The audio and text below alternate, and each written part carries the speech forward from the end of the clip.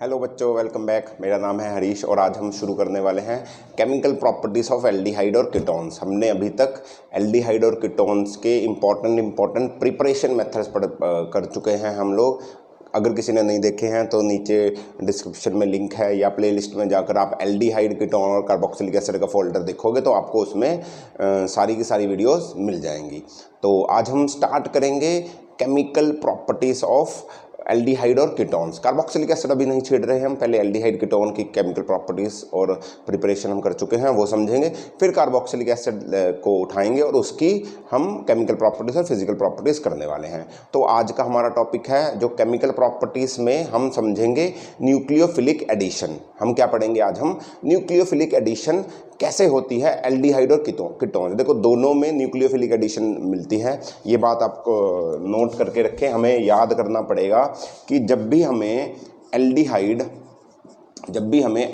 और कीटोन्स दिखें, एल्डिहाइड और कीटोन्स इकट्ठे नहीं, अलग अलग भी दिख सकते हैं। जब भी हमें एल्डिहाइड और कीटोन दे तो वो क्या प्रॉपर्टी शो करेंगे, उनमें कौन सा रिएक्शन होगा, किसी के साथ भी तो उनमें कौन सा रिएक्शन होगा, तो वो क्या शो करते हैं, वो न्यूक्लियोफिलिक एडिशन शो करते हैं। न्यूक्लियोफिलिक एडिशन शो करते हैं। मैं न्यूक्लियोफिलिक एडिशन को हमेशा आगे से ऐसे लिखूंगा, लाइट चली गई कोई बात नहीं। हम न्यूक्लियोफिलिक एडिशन को ऐसे NU माइनस न्यूक्लियोफाइल बनाकर एडिशन, एक न्यूक्लियोफिलिक सब्स्टिट्यूशन होती थी, एक इलेक्ट्रोफिलिक एडिशन, एक इलेक्ट्रोफिलिक सब्स्टिट्यूशन, सारा कुछ पढ़ चुके हो आप, है ना, पढ़ते आए हो हेलो एल्केन्स के चैप्टर से।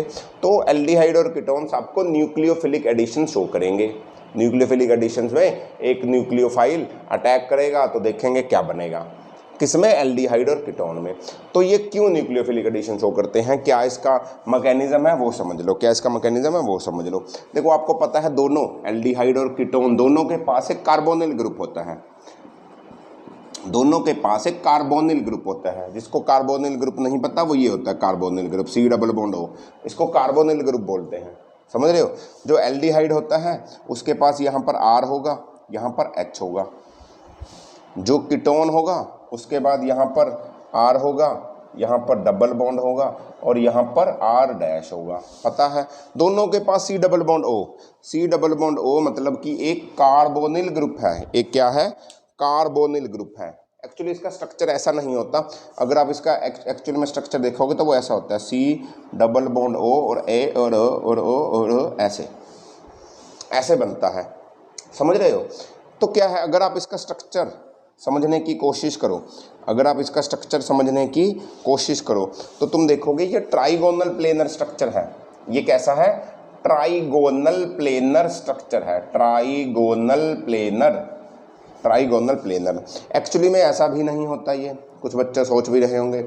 एक ये होगा ऐसे वेज लाइन के साथ कनेक्टेड, एक ये होगा ऐसे वेज लाइन के साथ कनेक्टेड, और एक होगा ऐसे डैश लाइन के साथ कनेक्टेड। ये तो समझते हो ना। इसका मतलब ये है कि ये दोनों एक प्लेन में है, ये प्लेन से इधर को बाहर, ये प्लेन से उधर को बाहर, किसी को भी प्लेन मान लो, जैसे C डबल बॉन्ड O इस प्लेन में है, R मान लो इस प्लेन से इधर को बाहर आ रहा है, यहाँ से R इधर को निकल रहा है, H इस प्लेन से पीछे को निकल रहा है, इस प्लेन से आगे को R, इस प्लेन से पीछे, मान सको इधर को H उधर को R, कैसा भी कर लो। वेज और डैश सिर्फ प्लेन डिफरेंशिएट करने के लिए होते हैं, तो ऐसा स्ट्रक्चर होता है। इसको ट्राइगोनल प्लेनर स्ट्रक्चर भी बोलते हैं। तो आप समझ रहे होंगे यहाँ पर आपको पाई बॉन्ड मिल रहा है, तो पाई बॉन्ड बहुत ही वीक बॉन्ड होता है बच्चों, बहुत ही मनचला बॉन्ड, है ना।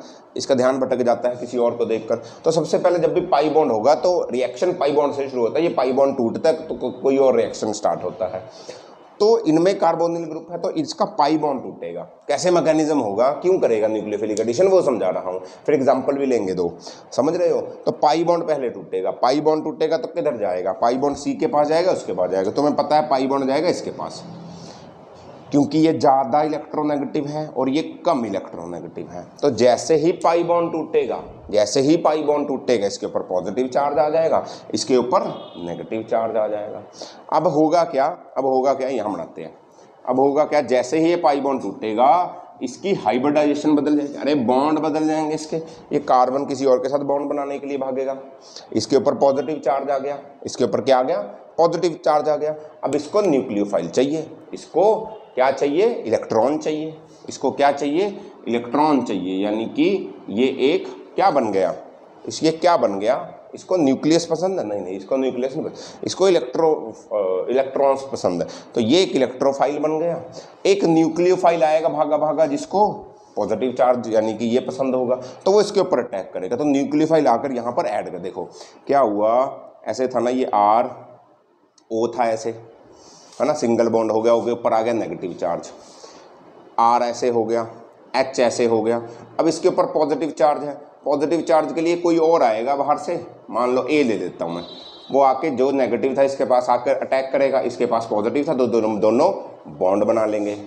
तो अब जो पहले स्ट्रक्चर आपका ट्राइगोनल प्लेनर था, जहां पर आपको 3 पाई बॉन्ड निकल रहे थे, एक पाई बॉन्ड सिग्मा बॉन्ड, दूसरा सिग्मा बॉन्ड, तीसरा सिग्मा बॉन्ड, 3 सिग्मा बॉन्ड तो ट्राइगोनल प्लेनर। अब सिग्मा बॉन्ड हो गए 1 2 3 4 सिग्मा बॉन्ड हो गए, तो स्ट्रक्चर क्या हो जाएगा, टेट्राहेड्रल हो जाएगा।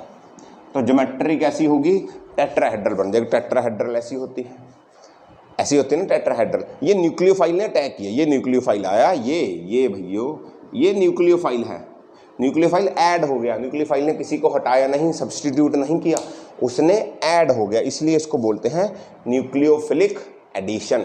कैसे होती है, एल्डिहाइड और कीटोन में भी ऐसा ही होगा, यही टूटेगा, एक बॉन्ड कम होगा और एक और ऐड हो जाएगा, होगा तो वही। एक एग्जांपल एल्डिहाइड की दिखाई है, तो इसको बोलते हैं बेटा न्यूक्लियोफिलिक एडिशन। ऐड हो रहा है नया न्यूक्लियोफाइल आकर, किसी को हटा नहीं रहा हो, मतलब क्या होता कि किसी की जगह आ जाता तो न्यूक्लियोफिलिक सब्स्टिट्यूशन होती, बट अब तो किसी की जगह नहीं आया, नया बन गया एक और, पहले 3 थे 4 हो गए, तो उसको बोला गया न्यूक्लियोफिलिक एडिशन। समझ में आया पक्का? एक और बात याद रखना कि हम एल्डिहाइड और कीटोन में, नोट कर लो, एल्डिहाइड और कीटोन्स में हम लोग क्या करते हैं, हम न्यूक्लियोफिलिक एडिशन ही शो करेंगे हमेशा।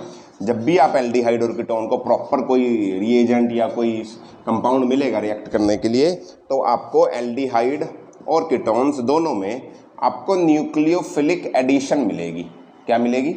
Nucleophilic addition. आप लोगों ने पहले भी पढ़े होंगे, पिछले चैप्टर्स में भी, एक बार फिर भी याद करवा देता हूँ। जो हेलो एल्केन्स होते हैं, हेलो एल्केन्स में 8th में चैप्टर में क्या पढ़ा था आपने, उसमें पढ़ा था, उसमें भी न्यूक्लियोफिलिक ही होती थी, बट न्यूक्लियोफिलिक सब्स्टिट्यूशन होती थी, ये याद रखना आपने।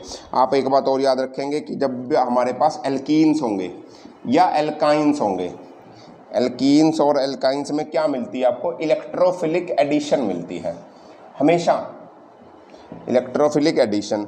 और एक और चीज़ क्या बोलते हैं, बेंजीन।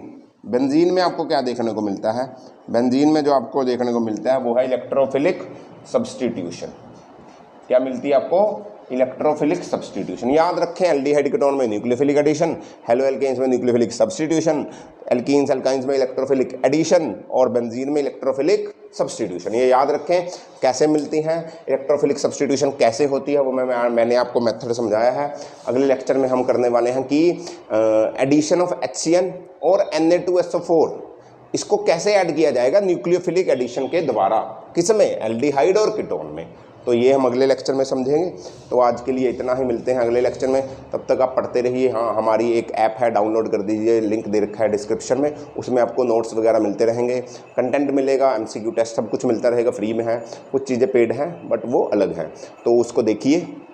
तो हम मिलते हैं अगले किसी टॉपिक के साथ, तब तक पढ़ते रहिए, एंजॉय करिए। ऑल द वेरी बेस्ट बच्चों, बाय बाय।